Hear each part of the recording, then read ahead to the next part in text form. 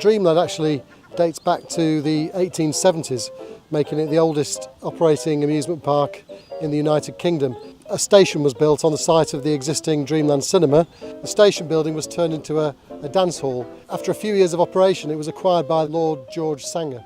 He was a circus operator and he operated the circus throughout the summer months, but he had to have somewhere where his animals could go in the winter, and he thought, well, when the animals aren't performing, we're talking here about lions and tigers and bears, they could be on display at the Hall by the Sea in Margate. So he created these pleasure gardens, which was the forerunner of Dreamland. The first memory of it I have is of people. It was just so really, really busy.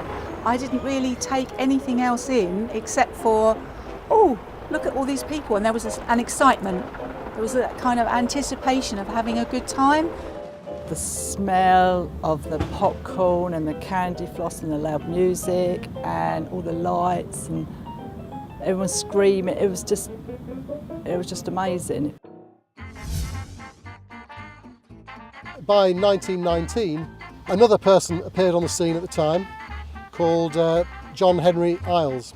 Now, he was a band leader who travelled the world with his band and became fascinated by the American amusement parks.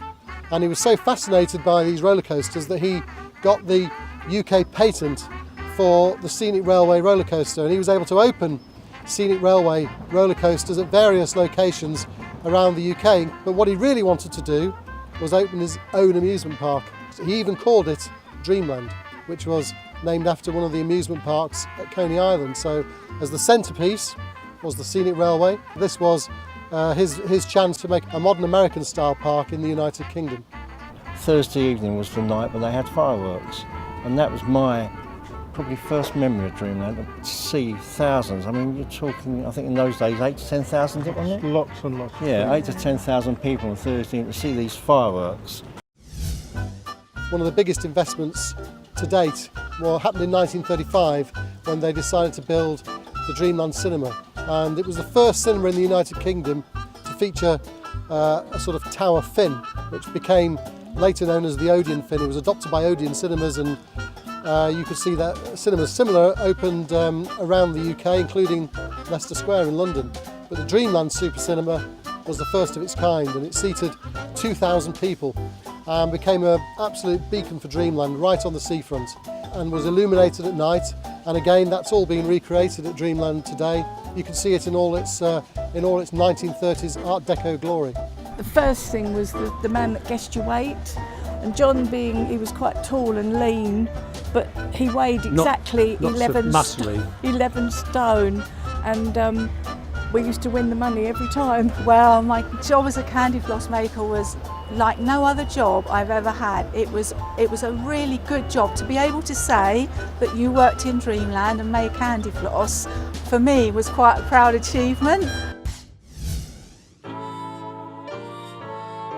Dreamland actually closed during the Second World War, and it was used temporarily as a hospital for injured troops. But it reopened after the war with an injection of cash from Billy Butlin, the famous holiday camp entrepreneur.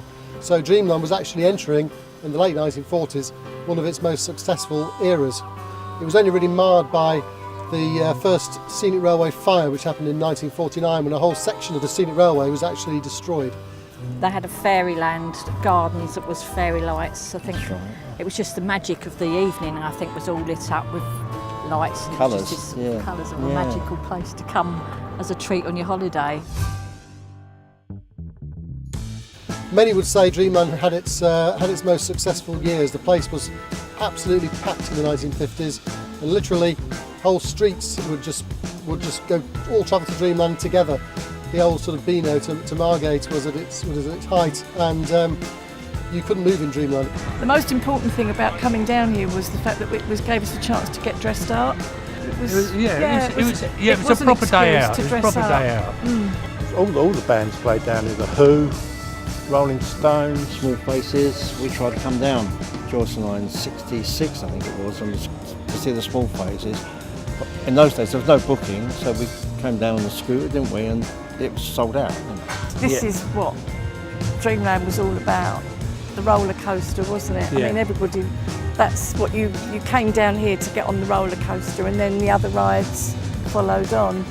It's important because Dreamland seems to have been built round the Scenic Railway. I think it was because it was one of the first of its kind.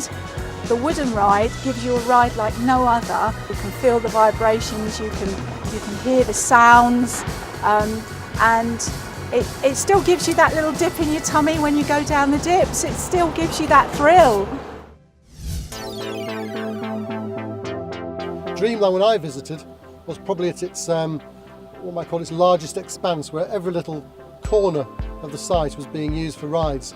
And the big difference really from when I visited in the 90s to what Dreamland would have been like in the 50s and 60s was that it was full of what were at the time modern white knuckle rides. At its centrepiece still had the Scenic Railway, and it also had a huge big wheel, which was actually, you could see it was a landmark for miles around, and was the biggest wheel in the United Kingdom at the time. Probably would seem quite small now compared to the London Eye, but it was a huge wheel and bigger than the wheel that's at Dreamland at the moment.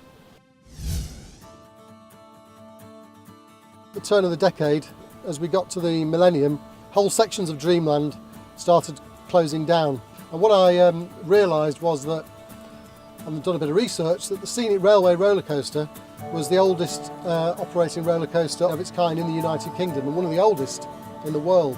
It really just came from a passing conversation I had with a colleague at my office, where I was saying, I really think the Scenic Railway should be listed, it should become a listed building. And a colleague said to me, a ride can't be a listed building, and I said, well, why not? I wrote to what was English Heritage back in 2001. In 2002 they contacted me to say that they had decided to list the ride as Grade 2. But then in late 2002, it was December, I got quite a few emails and phone calls from people who had heard that Dreamland was closing in the local press, and the owner had announced that he was going to close Dreamland and the site was going to be redeveloped either for housing or for shops. It closed down, and I think it was just a sign of the times. When it closed, it was probably in the era when people started to go abroad. Yeah. Everybody stared to go abroad on holiday, and of course Margate went, Disney Margate, took over. Ramsgate, Brighton, they all went out of fashion. When Dreamland closed, it was like Margate shut down, didn't it? Yeah. Literally the whole town. Like it was. Cafes, everything just went. I set up a little website called Save Dreamland campaign. That was 2003.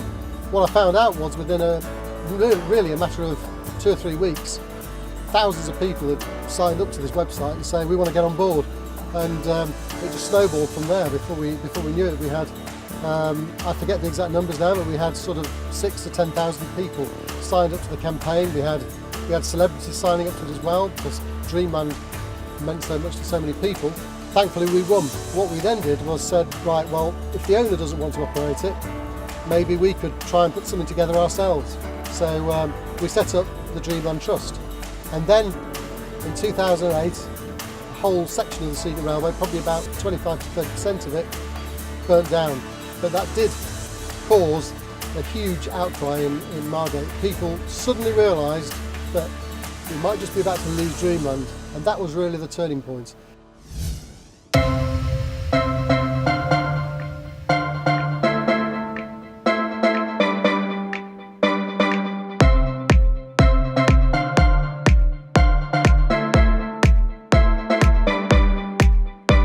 Finally, it opened in June 2015. It had a little bit of a shaky start for its first year or so, but since then it's really picked up, and it now appears to be a great success, and a really good mix of the old rides that have been rescued from amusement parks all around the country, running alongside modern rides side by side. So I see Dreamland now as a bit like a Blackpool Pleasure Beach of the South, along with a great entertainment and events venue. I think it's improved because it's grown with what our expectations are of a good theme park are these days, but it's still got that old-fashioned quirkiness, that old-fashioned feel. Well, I'd like to think it's the start of a regeneration of the town. I mean, there's a lot of work to do within the town, but there's also got so much to offer.